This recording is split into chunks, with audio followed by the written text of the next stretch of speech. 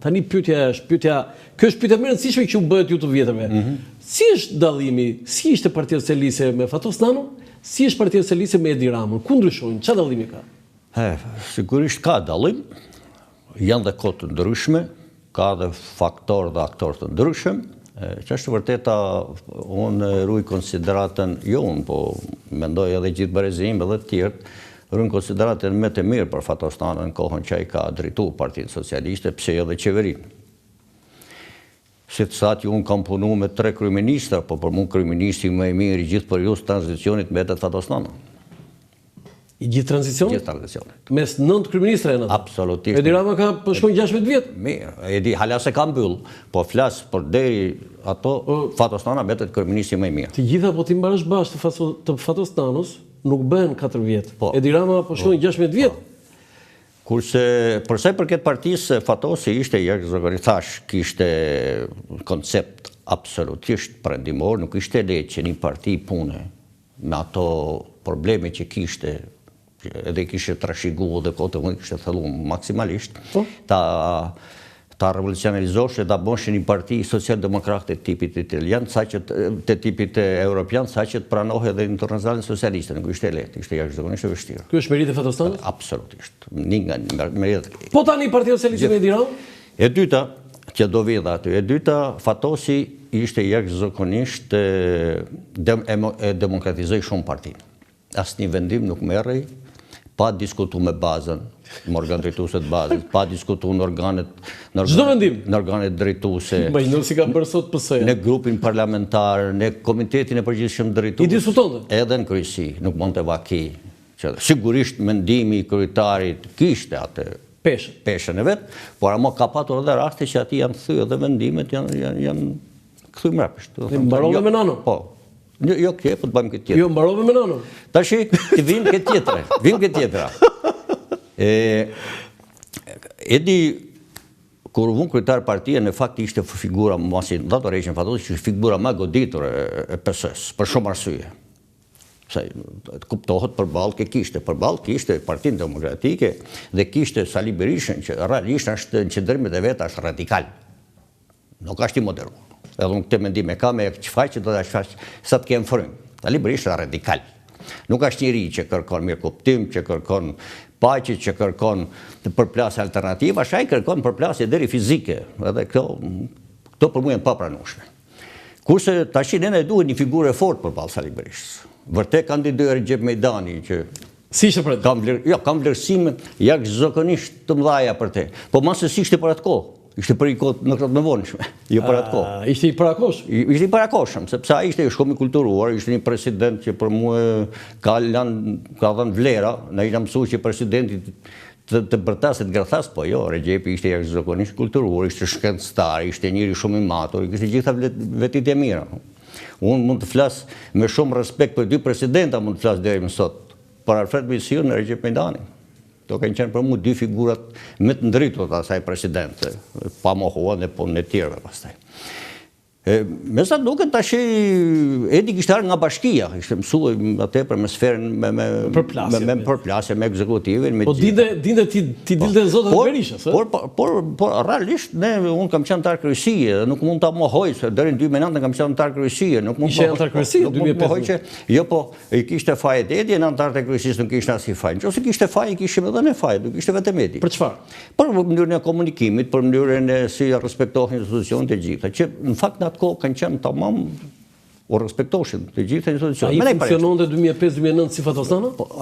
Jo si Fatos Nanon, se Fatos ishte shumë më liberal në këtë punë dhe shumë, por ama ishte ndryshe, secili ka stilin e vet drejtimit, edhe të partisë edhe të qeverisë.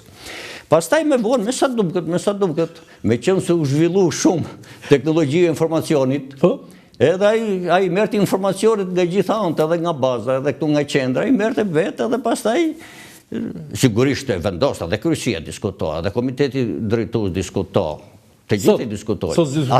Asambleja. Sot nuk diskutohet fare? Ja, diskutojnë, po ka seanca që i jep media, ka seanca që si jep media. Zoti Dota, të respektoj shumë, po unë i gjë nuk kuptoj. Po?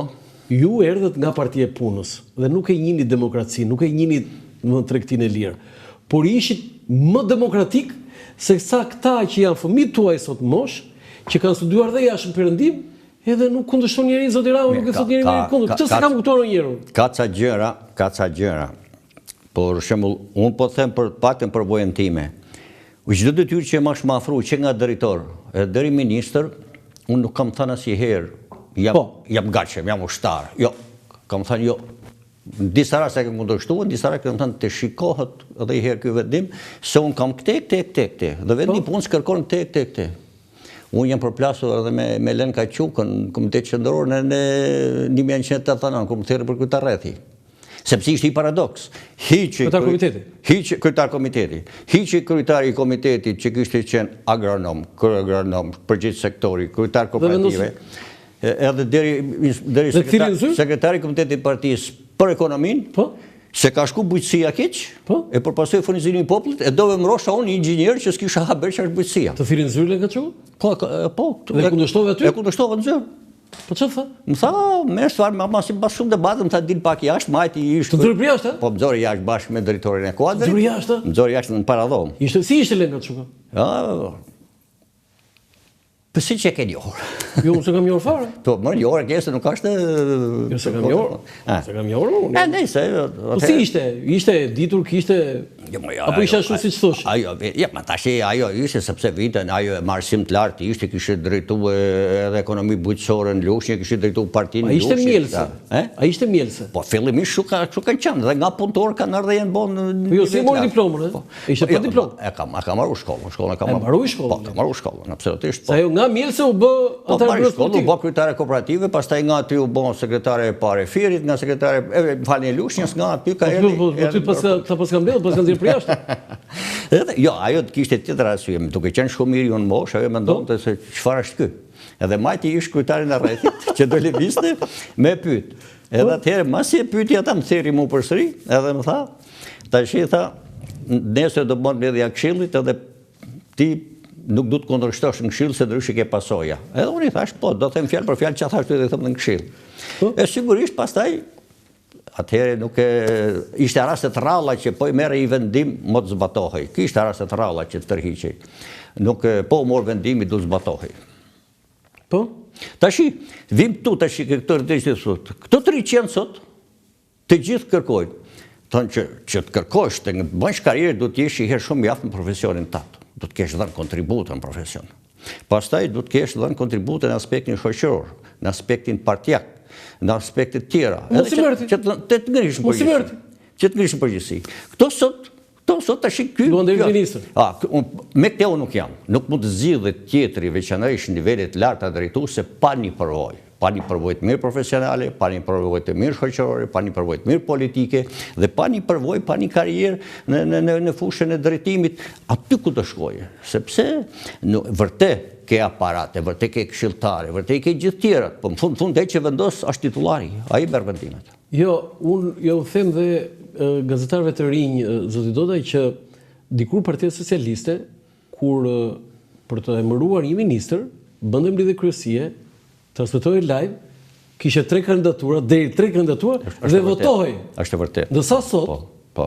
Çdo prezant që është në sallë, çdo personazh që është prezant në sallë, e merr vesh që bëhet ministër siç e marr vesh unë që dëgjoj, shikoj televizor dhe ju. Tani, si është kjo? Ka disa raste që mund të ndodhi kështu, po jo gjithmonë, sepse unë jam i bindur, sepse kam parasysh edhe veten time. Unë asnjëherë që jam ngrit në detyrë, pa më thënë që ore, kemi menduar me çu këtu. Po tani patë ata të gjithë atje, Ministrin e Drejtësisë që s'dinte asgjë, kandidatja për kryetar bashkisë s'dinte asgjë. Ndodhin këto. Po jo, çka ka ndodhur me demokracinë në PS? Po nuk është mirë të ndodhi kështu, edhe këtë po them, nuk është mirë të ndodhi kështu. Është mirë që të ndodhi sepse në atë kohë ne as i ministër nuk vendosej pa marrë dhe pëlqimin e grupit parlamentar. Grupi parlamentar është strukturë politike e PS-s. Tani, për ta mbyllur këtë se do fillojmë fotot. Si ka mundësi që Partia Socialiste nuk është më, ju thoni që nuk është më demokratike se atë? Jo, nuk është, unë thash ka ndryshuar kohët. Jo, atëherë po ta bëj pyetjen direkt. A është Partia Socialiste sot më demokratike se sa Partia Socialiste në kohën e nënës? Do të përgjigjemi çik ndryshe. Do të them që përfshirja dhe respektimi institucioneve që nga baza deri në qendër sot nuk respektohen si respektoheshin në kohën kur partinë e drejtonte Fatos Nana. Çfarë do thotë kjo që Rama është autokrat? Kjo do thotë atë që ne kemi nevojë që në Partinë Socialiste, po në parti tjera, po kur them për Partinë Socialiste, ne duhet të luftojmë që zhvillojmë sa më shumë demokracinë e brendshme në parti.